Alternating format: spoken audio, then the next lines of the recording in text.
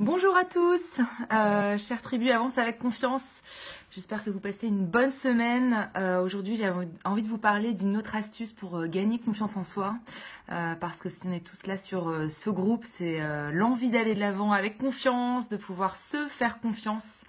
Parce que c'est quand on commence à avoir une belle relation avec soi, eh bien qu'on peut se permettre aussi de gagner encore plus, d'avoir la confiance en soi, ça se ressent et donc on peut encore plus avoir des belles relations avec les gens autour de nous. Alors cette astuce, c'est tout simplement celle de se parler avec bienveillance. Alors que ce soit se parler même au niveau de... Alors moi, j'avais plus envie de parler par rapport à votre corps. Donc j'ai envie de vous poser la question, mais quelle relation vous avez aujourd'hui avec votre corps? Si ce corps était une personne physique dans votre entourage, eh bien, quelle place vous lui accorderiez? Est-ce que ça serait un ami? Est-ce que ça serait peut-être même votre meilleur ami, un partenaire de vie? Est-ce que ça serait plutôt une personne qu'on ne connaît pas très bien, une personne peut-être qu'on abuse les services, voilà, un voisin, voilà, inconnu au bataillon? Donc c'est la question vraiment que j'ai pour vous parce que on a souvent tendance à prendre notre corps un peu, je pense, comme des fois un outil, quelque chose de simplement mécanique qui nous permet d'aller du point A au point B, d'aller au travail, de faire du vélo, mais bon voilà, c'est plus un soutien, un support pour nous permettre de réaliser nos objectifs sans forcément des fois prendre plus conscience que ce corps-là en fait c'est mon partenaire de vie, c'est mon compagnon. Et donc si c'était pour vous ce compagnon, ce partenaire de vie, qu'est-ce qui serait différent dans votre relation avec lui? Quelles actions vous feriez pour justement prendre soin de lui au quotidien de manière peut-être différente de ce que vous faites aujourd'hui? Parce que justement, de pouvoir prendre soin de cette relation, alors je parlais au préalable de dire, tiens, comment je parle de mon corps au fond? Est-ce que je me critique sans arrêt en disant, oh, je suis trop grosse, oh, les poignées d'amour, ce petit ventre qui dépasse de mon jean?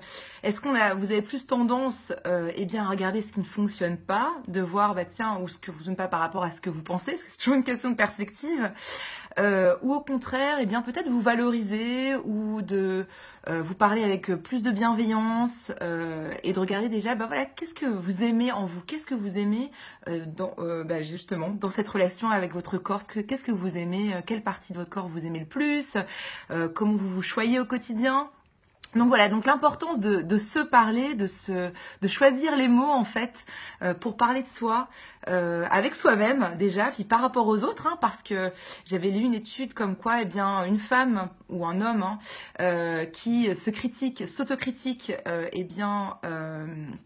de manière orale justement devant une autre femme critique au niveau de son corps, c'était Dove en fait, je me souviens, ça y est, qui avait parlé de ça, la personne qui l'écoute, elle va elle-même commencer à s'auto-critiquer. Donc en fait, on impacte aussi les autres en fait en s'autocritiquant, aussi par rapport à leur propre relation au corps. Alors le fait justement de pouvoir valoriser cette relation, du moins d'être plus bienveillant avec votre corps, vous permettra de cultiver une meilleure image de vous-même. Et en cultivant une meilleure image de vous-même, vous gagnerez confiance en vous. Donc l'objectif, c'est de se focaliser sur ce que vous aimez déjà en vous, de pouvoir vous parler avec bienveillance, de vous retenir dès que vous sentez, j'ai envie de me critiquer, simplement de vous retenir, dire non, allez, qu'est-ce qui fonctionne déjà, qu'est-ce que j'aime, et puis de pouvoir regarder peut-être le bon côté des choses.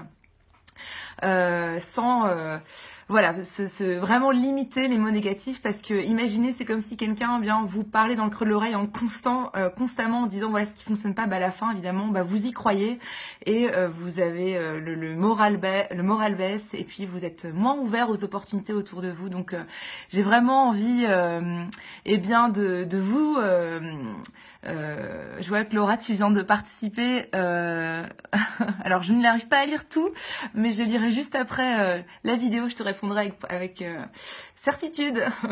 Merci en tout cas de ton partage. Donc voilà, donc c'est vraiment mon message pour vous, c'est de prendre soin de vous avec bienveillance. Ça commence par la manière dont vous parlez au quotidien, la manière dont vous traitez. Et le corps fait partie de ça aussi. Donc comment vous traitez votre corps, comment vous parlez à vous-même, a un impact certain sur vous. Donc simplement, si vous n'êtes peut-être pas conscient, eh ben, regardez pendant cette semaine, tiens, comment je me parle, de noter les mots, dire est-ce que c'est en positif, est-ce que je parlerai comme ça à ma meilleure amie ou à mon enfant ou à ma fille, est-ce que je lui dirais ces mots-là aussi? Donc pourquoi je m'autorise à me parler de cette manière alors que je ne m'autoriserais pas à le faire à des gens que j'aime? Donc c'est renouer une relation de complicité avec soi-même, de pouvoir tout simplement voilà, se faire du bien parce que votre corps c'est votre meilleur, enfin c'est, on peut le voir justement comme votre compagnon de vie, votre meilleur allié qui vous permettra d'atteindre vos objectifs. Et puis voilà, donc c'est aussi donc voilà, un compagnon précieux de route. Avec mes clients, je leur fais même signer un contrat avec leur corps. Donc voilà, sur quoi je m'engage par rapport à mon corps, qu'est-ce que je peux vraiment, de quoi il a vraiment besoin et qu'est-ce que j'attends de lui aussi. Voilà, donc c'est vraiment un partenariat main dans la main, c'est ce qu'elle veut dire.